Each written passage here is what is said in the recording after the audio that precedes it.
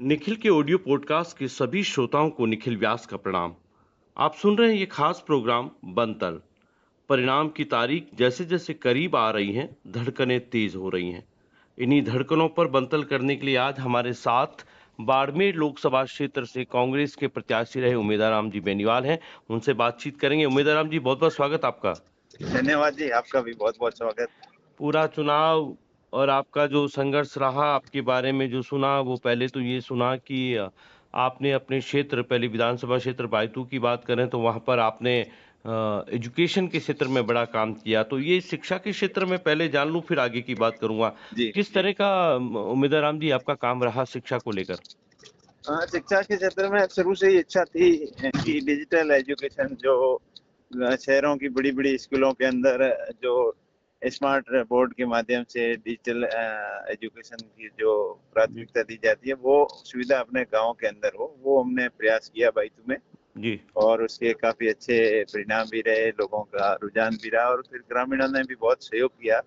जी मैंने करीब 50 स्कूलों के अंदर स्मार्ट डिजिटल बोर्ड लगवाए, जी। लेटेस्ट जो सुना ये सब आपने टेक्नोलॉजी। अपने खर्चे पर, आपने ये सब खर्चा वहन किया? बिल्कुल बिल्कुल, अपने खुद के खर्चे पे किए और बाकी लोगों ने और मुझे देखकर काफी और भी 50-60 स्कूलों के अंदर लोगों ने भी लगवाए। तो बाईतू क्षेत्र में काफी जगह ये डिजिटल एजुकेशन की तरफ लोग जी। आकर्षित हुए और उनको अच्छी चीजें लगी, तो उन्होंने बहुत लोगों ने भी सहयोग किया। तो उमेदराम जी, 2 बार आप आरएलपी से रहे और फिर तीसरी बार आप कांग्रेस में आ गए, तो क्या आरएलपी से मोह भंग हो गया था? नहीं, ऐसा कुछ नहीं था। अब लोगों की इच्छा थी बाड़मेर जैसलमेर बालोतरा के जो संसदीय क्षेत्र के लोगों की ज्यादातर इच्छा ये थी कि आप कांग्रेस पार्टी से चुनाव लड़े, तो सबसे विचार विमर्श करके चुनाव लड़ा और वैसे आरएलपी और कांग्रेस का गठबंधन भी हो गया था, तो जी सब चीजें सकारात्मक रही और अच्छा रहा। जी। किस तरह का रहा विधानसभा चुनाव का? तो आपको तजुर्बा रहा, लेकिन अब 8 विधानसभाओं में जाना और 3 जिलों में, जैसलमेर, बालोतरा और बाड़मेर में, तो पूरा कैंपेन किस तरह का रहा? आपको क्या लगता है परिणाम, क्योंकि तारीख नज़दीक है, तो किस तरह का कैंपेन रहा पहले, तो फिर बात करते हैं आगे। नहीं, बढ़िया रहा। लंबा क्षेत्र तो अब प्रत्येक कैंडिडेट के लिए चयन क्षेत्र था और हमने अच्छे प्रयास किए लोगों से संपर्क करने के, सतीश कौम के लोगों का सहयोग भी रहा जी। और परिणाम अच्छा ही रहेगा, कांग्रेस पार्टी के पक्ष में रहेगा और परिणाम बढ़िया रहेगा। तारीख 4 तारीख जैसे जैसे आ रही है उमेदराम जी, कुछ heart beat ups and down है क्या?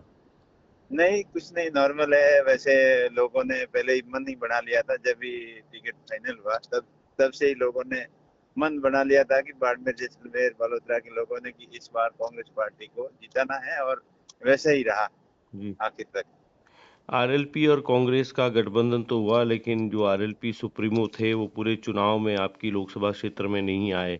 तो क्या आने नहीं दिया गया, या उनके आए बिना मोर्चा दूसरों ने संभाल रखा था? नहीं, ऐसी कोई बात नहीं थी। वो बिजी थे पहले तो खुद के कैंपेन में, और वो फ्री होने के बाद में जहाँ ज्यादा कमजोर सीटें थी वहाँ उन्होंने जाना प्राथमिकता समझा। और यहाँ तो टाइम नहीं होने की वजह से, कुछ स्वास्थ्य कारण, स्वास्थ्य ठीक नहीं होने की वजह से नहीं आ पाए। बाकी आने की इच्छा थी और बुलाने की भी इच्छा थी सबकी।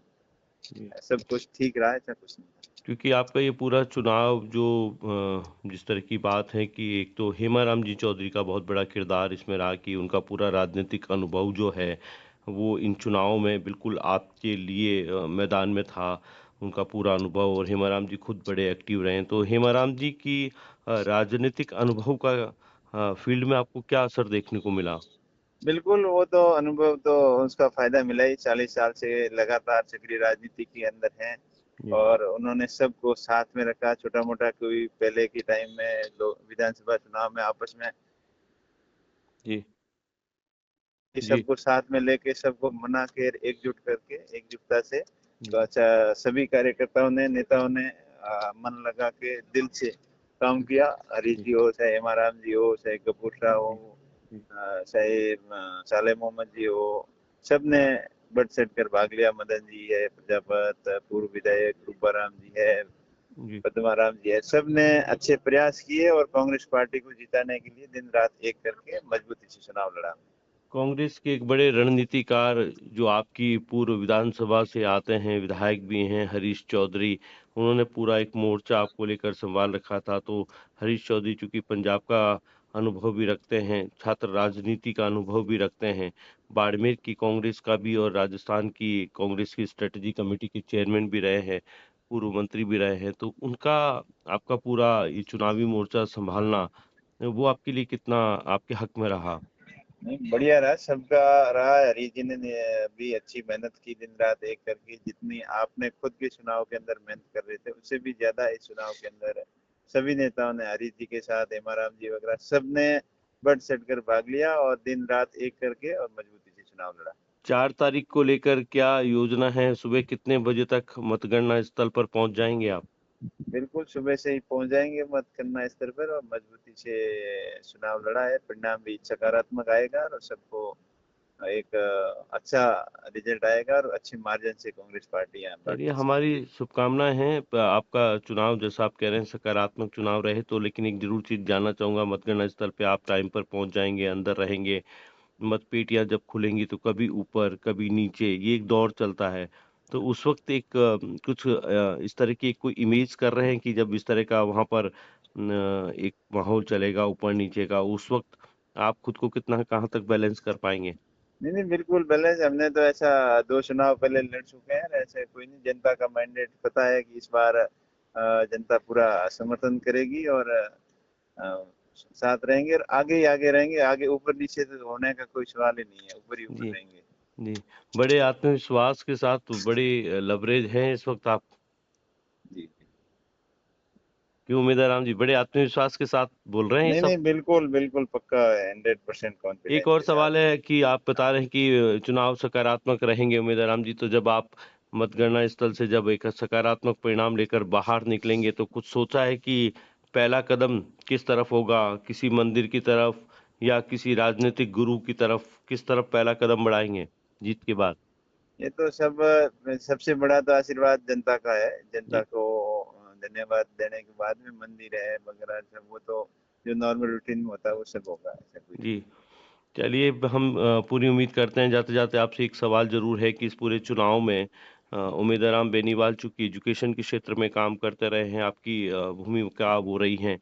तो क्या इन 8 विधानसभा क्षेत्रों में और आपका जो पूरा लोकसभा क्षेत्र जो जिसमें 8 विधानसभा आ जाती हैं, तो किस तरह का आपका विज़न रहेगा? एजुकेशन पे ही हाँ पहला काम करेंगे? हाँ हाँ, बिल्कुल बिल्कुल। मेरा मेन विजन एजुकेशन, जो डिजिटल एजुकेशन गांव तक पहुंचे और अच्छी से अच्छी गांव के आखिर छोर तक बैठे किसान के बेटों को अच्छी शिक्षा मिले। जी। इसके साथ साथ मूलभूत सुविधाएं जो अति आवश्यक हैं लोगों के लिए, जो पोल्ट्री इलाका है हमारा, जी। सदा अभाव से गुजरे हैं लोग, तो जी। उनको ज्यादा से ज्यादा मूलभूत सुविधाएं मुहैया करवाएं। उनके साथ में किसानों के खेत तक पानी हो, रोजगार के साधन हो, जी। इंडस्ट्रियल एरिया डेवलप हो, यहाँ सब तरीके के सकारात्मक माहौल बने। रेल जी। जिस इंफ्रास्ट्रक्चर, तरह का रोड उमेदवार राम जी, जिस इंफ्रास्ट्रक्चर। तरह का भी माहौल है, आपके सामने जो पार्टी है वो बड़ी पार्टी है और अभी इस वक्त उनका आपकी बार 400 पार का नारा है, सरकार बनाने की तरफ वो बढ़ेंगे, आप विपक्ष में रहेंगे।